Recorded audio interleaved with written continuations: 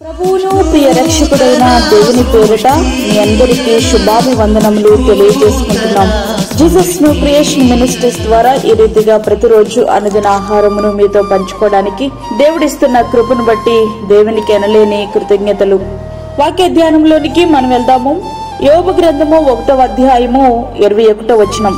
నేను నా తల్లి గర్భములో నుండి దిగంబరినై వచ్చితిని, దిగంబరినై అక్కడికి తిరిగి వెళ్లెదను. యెహోవా ఇచ్చెను, యెహోవా తీసుకుని పోయెను. యెహోవా నామమునకు స్తుతి కలుగునుగాక. బైబిల్ తెలిసిన వారికి ఎవరికైనా శ్రమలు అనే పదము కనబడితే మొట్టమొదట గుర్తొచ్చే వ్యక్తి యోబు గారే. ఆయన శ్రమ పడడం గొప్ప విషయం కాదు గాని ఆ శ్రమలలో తన పరిశుద్ధతను, శోధనలో తన విశ్వాసతను కాపాడుకోవడం చాలా గొప్ప విషయం. సాతాను యోబు గారి విషయంలో దేవునికి విసిరిన సవాలు గురించి ఆయనకు తెలియదు. యోబు గారు శ్రమపడిన దినాలలో అప్పుడప్పుడే వాక్య ప్రత్యక్షత ప్రారంభమైనటువంటి దినములవి. ఆయనకు ఎట్లాంటి వాగ్దానాలు గాని ఆదరించే మాటలు గాని లేవు.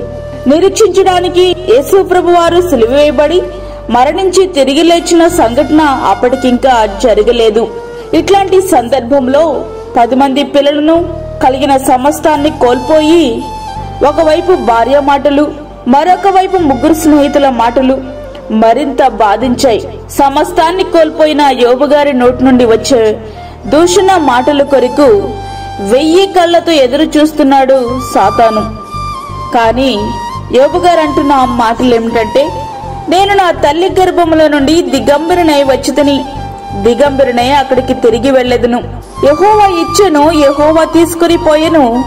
యెహోవా నామమునకు స్తుతి కలుగునుగాక అంటూ పలికిన మాటలు సాతానుని చెంప చెళ్ళుమనిపించాయి. ఇక్కడే సాతానుకు ఓటమి ప్రారంభమైంది. ఈ వాక్యములో బైబిల్లోని అత్యున్నతమైన క్షణాలు మనకు కనిపిస్తున్నాయి. ఇవి మనలో యోబు గారి పట్ల గౌరవ భావాన్ని కలిగించాలి. యోబు గారి యొక్క విశ్వాసం, అతనికి కలిగిన నష్టాలు, దుఃఖం వీటన్నిటికంటే ఉన్నతంగా ఉంది. సాతాను అబద్ధికుడన్న విషయం రుజువయ్యింది. మానవ హృదయాల్లో దేవుని కృప పరిచర్య శక్తివంతమైనది.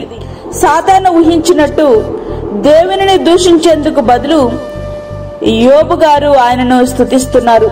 యోబు తనకు కలిగిన నష్టాల విషయం సేబావారిని గాని, కల్దీయ వారిని గాని, సుడిగారిని గాని, అగ్నిని గాని, చివరికి సాతానును కూడా నిందించలేదు. జరిగినవన్నీ ప్రమాదవశత్తు, మనుషుల దౌర్జన్యం వలన, ప్రకృతి వైపరీత్యం వలన జరిగాయని ఆయన భావించలేదు. ఇచ్చినది దేవుడే, తీసివేసినది దేవుడే అని అన్నారు. యోబు గారు దీనంతటిలో దేవుని యొక్క సార్వాధిపత్యాన్ని మనకి గుర్తు చేస్తున్నారు. దేవుడు జరగనిస్తే తప్ప అక్కడ జరిగినవన్నీ సంభవించవని యోబు గారికి తెలుసు. అందుకే యోబు గ్రంథములో ఎక్కడ కూడా కనీసం ఆయన సాతానును నిందించే ప్రయత్నం చేయలేదు. ఎందుకంటే దేవుడు అనుమతించుకుంటే వాటి వల్ల ఏమీ కాదని ఆయనకు తెలుసు. మనమైతే చేయకూడనివన్నీ చేసి ఆ తప్పంతా సాతాను మీదకి నెట్టేసే ప్రయత్నం చేస్తాం. సాతాను నిన్ను పాపము చేయడానికి ప్రేరేపిస్తాడు తప్ప నీతో పాపం చేయించలేడు. పాపము చేయాలో లేదో నిర్ణయం తీసుకోవాల్సింది నీవే. అట్లా అని దేవుడే నన్ను పాపము చేయడానికి అనుమతించారని నీకు నీవే సర్దు చెప్పుకునే ప్రయత్నం చేయొద్దు. పరిశుద్ధుడైన దేవుడు పాపమునకు నిన్ను ఎట్లా అనుమతిస్తారు?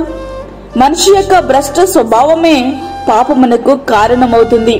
ప్రియ స్నేహితుడా, వాక్యమంటినటువంటి ప్రియ దేవుని బిడ్డ, వాక్య ప్రత్యక్షత సరిగా లేని దినాలలో సహితం యోబు గారు ఎంతటి ఆధ్యాత్మిక ఉన్నత శిఖరాలను అధిగమించగలిగారు.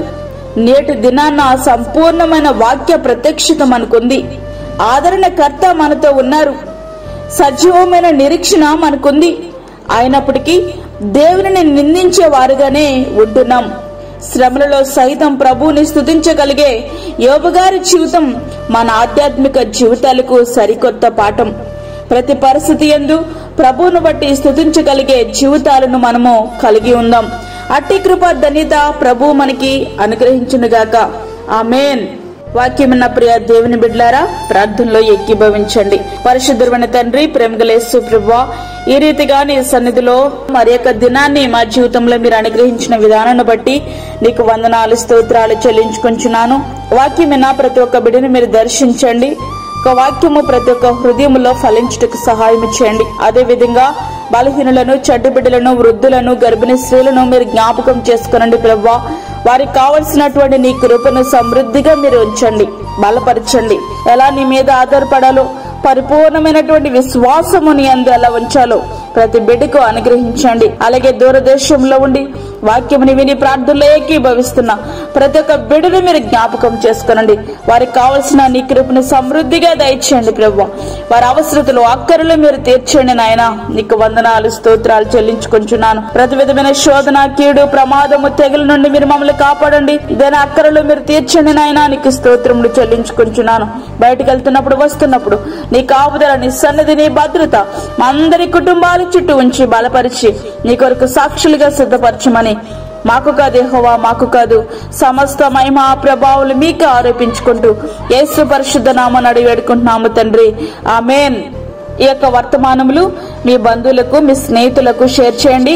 దేవుని పనిలో మీరు కూడా పాలిభాగస్తులు కండి. అదే విధంగా మీ ప్రార్థన అవసరతలు మాకు తెలియచేయండి. మా ఫోన్ నంబర్ 9177377559. దేవుడు మిమ్మును, మీ కుటుంబమును దీవించునుగాక. ఆమేన్. దేవుని సేవలో మీ సహోదరి అన్నామణి సాల్మన్. మా ఛానల్ ని సబ్స్క్రైబ్ చేయండి, షేర్ చేయండి, లైక్ చేయండి. దేవుడు మిమ్మల్ని దీవించునుగాక. ఆమేన్.